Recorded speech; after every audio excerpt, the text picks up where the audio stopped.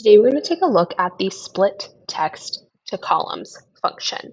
This is particularly useful if you have a Google form with select all boxes and people can choose multiple responses, or if you are copying and pasting data from the internet and it all copy and pastes into one cell.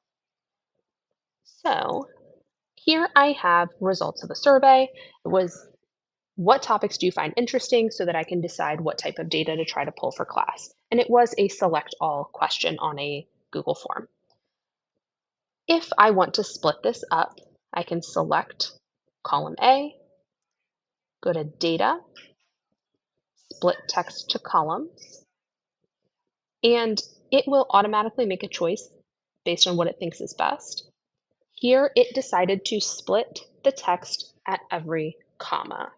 So anytime there was a comma, it removed the comma and moved everything after the comma to the next column. If you click on this little box here that pops up, it defaults to detect automatically. You can have it purposely use a comma, semicolon, period, space, or custom separator if there's something else in your data set that you want to use as where it splits the text. But this separates everything out and it makes it a little bit easier to look at the data, or you might have to use this as part of your data cleaning.